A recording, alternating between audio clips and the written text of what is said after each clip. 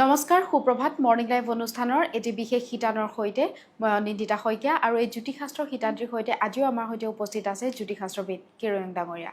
দাদা আপোনাক স্বাগতম জনাইছোঁ আমাৰ অনুষ্ঠানৰ মাজলৈ। ধন্যবাদ, নমস্কাৰ। আজিও আমাৰ অনুষ্ঠানৰ আৰম্ভণি কৰিব বিচাৰিছোঁ গ্ৰহগতি আৰু যাত্ৰা সন্দৰ্ভতে।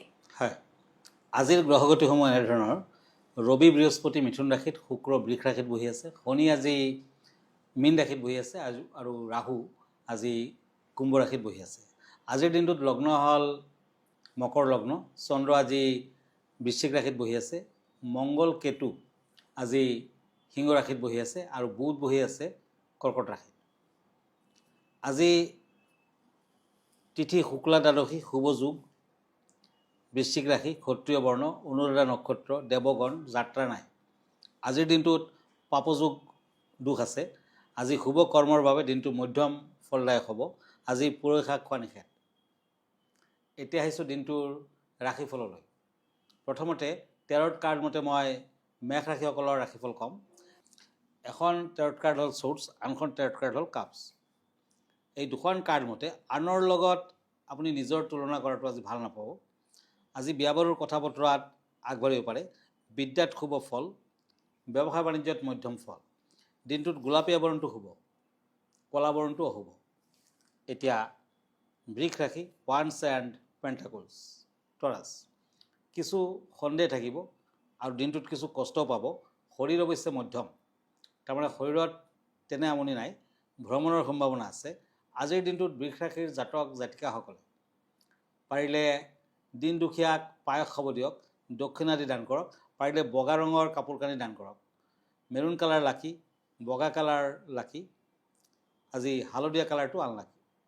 এতিয়া কাপছ এণ্ড পেণ্টাকলছ, জেমিনি, মিথুন ৰাশি। আজি নতুন কৰ্ম নতুবা যিকোনো শুভ কৰ্ম নকৰাই ভাল হ'ব। পেটৰ সমস্যা থাকিব, দাম্পত্যৰ জটিলতা বৃদ্ধি। আজি প্ৰেম প্ৰীতিত জটিলতা থাকিব, সাৱধান হওক। দিনটোত গ্ৰীণ কালাৰ ইউজ কৰক, ৰূপালী বৰণটো ইউজ কৰিব পাৰে। আজি নিজৰ লগত এটা চিলভাৰৰ কইন ৰাখক, ভাল ফল পাব। এতিয়া আহিছোঁ কৰ্কট ৰাশিলৈ, কেঞ্চাৰ, পেণ্টাকলছ এণ্ড পেণ্টাকলছ। এই দুখন কাৰ্ড মতে পাৰিবাৰিক অশান্তি বৃদ্ধি, কৰ্মৰ ক্ষেত্ৰত বাধা আছে, যান বাহন চলাওঁতে সাৱধান হওক। আজি বিদ্যাৰ্থীসকলৰ মধ্যম ফল। আজিৰ দিনটোত কৰ্কট ৰাশিৰ জাতক জাতিকাসকলে দেৱী মন্দিৰ দৰ্শন কৰক, হোৱাইট কালাৰ ইউজ কৰিব পাৰে, মুগা বৰণটো আনলাকি। হয় দাদা, এই মুহূৰ্তত এখন পত্ৰ হাতত তুলি ল'ব বিচাৰিছোঁ। পত্ৰখনত এজনে আপোনাৰ পৰা জানিব বিচাৰিছে যে অৰ্থ সংকট কৰাৰ কিছু উপায়। অৰ্থ সংকট দূৰ কৰাৰ বাবে হয়, এখন ৰঙা কাপোৰত এটি ৰূপৰ মুদ্ৰা, চাউল, এটা তামোল বান্ধি ঘৰৰ মন্দিৰত ৰাখি সদায় ধূপ ধূনা দেখাওক আৰু নিজৰ মনৰ কথা আপুনি জনাওক। আপুনি এই টোপোলাটোত কোনো পুখুৰী বা নদীৰ ওচৰত গৈ টোপোলাটো লৈ যাব। ওম হ্ৰিং শ্ৰীং মানসে সিদ্ধি কৈয়ে হ্ৰিং নম, এই মন্ত্ৰটো যিমানবাৰ পাৰে উচ্চাৰণ কৰিব। আকৌ টোপোলাটো নিজৰ লগত লৈ আহিব। দক্ষিণ দিশত আপুনি পাৰিলে টোপোলাটো ঘৰখনত ৰাখিব আৰু এই প্ৰয়োগটি যথাযথভাৱে কৰিব পাৰিলে আপোনাৰ কিন্তু অৰ্থনৈতিক সংকট যি আছে দূৰ হ'ব। ধন্যবাদ। হয় দাদা, আমি পৰৱৰ্তী ৰাশিফলৰ মাজলৈ আগবাঢ়িম, কিন্তু অনুষ্ঠানত এইখিনিতে খন্তেক সময়ৰ বাণিজ্যিক বিৰতিৰ সময়। বাণিজ্যিক বিৰতিৰ পাছত পুনৰ স্বাগতম জনাইছোঁ মৰ্নিং লাইভ অনুষ্ঠানৰ মাজলৈ। যিহেতু পুৱাৰ ভাগতে আজিও আমাৰ সৈতে উপস্থিত আছে জ্যোতিষাস্ত্ৰবিদ কিৰণ ডাঙৰীয়া। আমি পুনৰ তেওঁৰ কাষলৈ গৈছোঁ। দাদা, আমি পৰৱৰ্তী ৰাশিফলৰ মাজলৈ আগবাঢ়োঁ। হয়, এখন কাৰ্ড কাপছ, আনখন কাৰ্ড ওৱান্স, সিংহ ৰাশি, লিঅ'। পিতৃ মাতৃৰ বাবে চিন্তা থাকিব। দাম্পত্যত তৃতীয় ব্যক্তিৰ আগমন হ'ব পাৰে, সাৱধান হওক। বিদ্যাৰ্থীসকলৰ যত্ন লোৱাৰ প্ৰয়োজন। অৰেঞ্জ কালাৰ লাকি, আকাশী নীলাবৰণটো আনলাকি। এতিয়া কন্যা ৰাশি, কাপছ এণ্ড ওৱান্স। এই দুখন কাৰ্ড মতে কৰ্মব্যস্ততা বৃদ্ধি পাব, আনৰ পৰা প্ৰশংসিত হোৱাৰ যুগ, আৰ্থিক দিশত উন্নতি বৃদ্ধি আদি। আজি দান ধ্যান কৰক, ভাল হ'ব। Yellow colour lucky, green colour unlucky. এতিয়া আহিছোঁ তুলা ৰাশিলৈ, Libra, cups and page of shorts.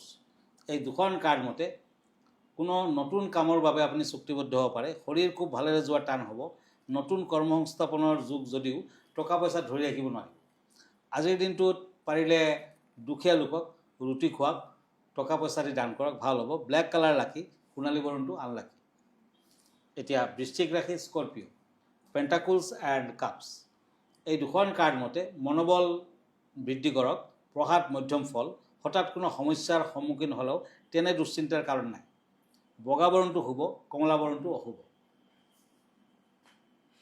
হয় দাদা, আজি বিষয় কেনেধৰণৰ আছে আমাৰ দৰ্শকসকলৰ বাবে? হয়, আজিৰ বিষয়টো হৈছে বুধ গ্ৰহ, মাৰ্কাৰী।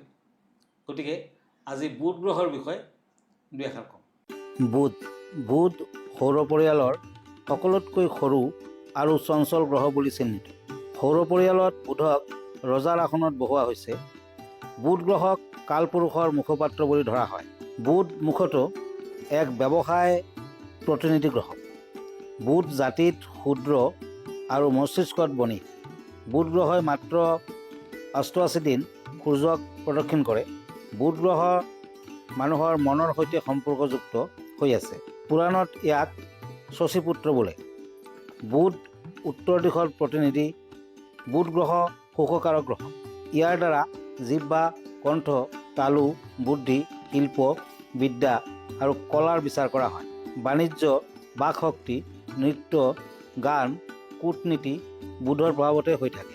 বুধৰ শুভ প্ৰভাৱত ব্যৱসায়ী, সম্পদ, ৰাজনীতিবিদ, আইনজীৱী, অভিনেতা প্ৰবৃত্তি হয়।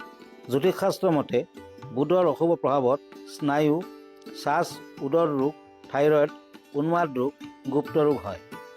ব্যৱসায়ত ক্ষতি হয়। বেলেগে ঠগে।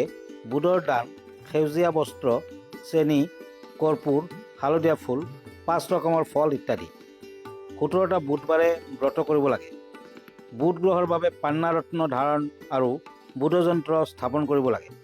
মন্ত্ৰ ওম বুধ বুধায় নমঃ। হয়, ভিডিঅ'টিৰ যোগেদি খুব সুন্দৰকৈ তেওঁ ব্যক্ত কৰিলে বুধ গ্ৰহৰ বিষয়ে বা বুধ গ্ৰহে আপোনাৰ জীৱনত কেনেকৈ প্ৰভাৱ বিস্তাৰ কৰে। দাদা, আমি পৰৱৰ্তী ৰাশিফলৰ মাজলৈ আগবাঢ়োঁ। হয়, এতিয়া কাপছ এণ্ড কাপছ এই দুখন কাৰ্ড ধনুৰাশিসকলৰ বাবে চেটেৰিয়াছ। আজি বিভিন্ন খা খবৰৰ মাত্ৰা বৃদ্ধি, বিদ্যা চিন্তা কম যদিও ব্যস্ততা বৃদ্ধি, হঠাৎ ধনলাভৰ যুগ আছে। ধনুৰাশিৰ জাতক জাতিকাসকলে আজি যিকোনো কৰ্মত আগবাঢ়ক। ধন প্ৰাপ্তিৰ ক্ষেত্ৰত শুভ ফল। লটাৰী নতুবা তেনেধৰণৰ খেলৰ যোগেদিও আজি অৰ্থ লাভৰ যুগ আছে। আজিৰ দিনটোত নীলা বৰণটো আপুনি বেছিকৈ ইউজ কৰক, গোলাপীয়া বৰণটো আনলাকি। এতিয়া মকৰ ৰাশি, কেপ্ৰিকৰ্ণ, কাপছ এণ্ড কাপছ। আৰ্থিকৰ চিন্তা থাকিব। আজি বিভিন্ন ক্ষেত্ৰত আপুনি আগবাঢ়িব পাৰে, কিন্তু চঞ্চলতা অকণমান কম কৰক। মনটো অস্থিৰ হৈ থাকিব। পাৰিলে মুষ্টন এটা পিন্ধক, নতুবা ৰূপৰ আঙুঠি পিন্ধক, তেতিয়াও ভাল ফল পাব। প্ৰেমতো বাধা আছে। বেপাৰ বাণিজ্যত চিন্তা চৰ্চা কৰি আগবাঢ়ক, চিন্তা চৰ্চা কৰি লেনদেন কৰক, তেতিয়াহে ভাল ফল। কমলা বৰণটো শুভ, আকাশী বৰণটো অশুভ।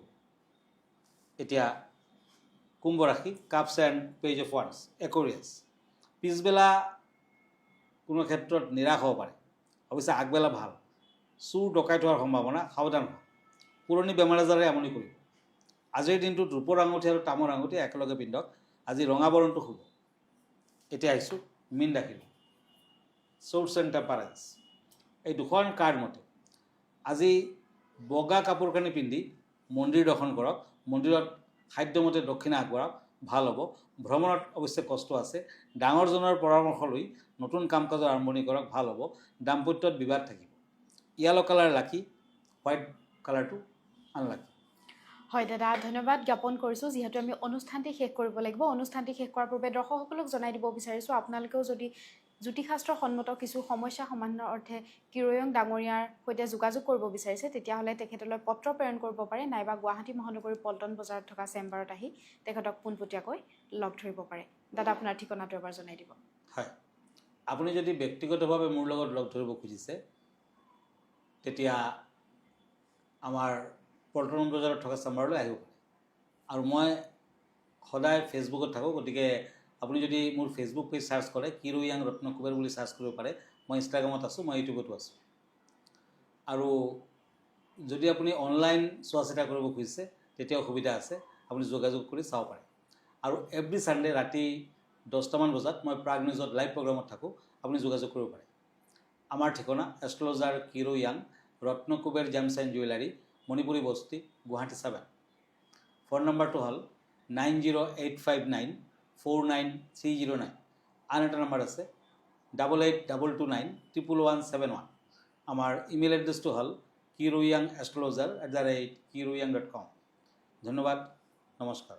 আৰু ইয়াৰ লগে লগে মই নিন্দিতা শইকীয়া জ্যোতিষশাস্ত্ৰ শিতান্তিৰ পৰা বিদায় লৈছোঁ ধন্যবাদ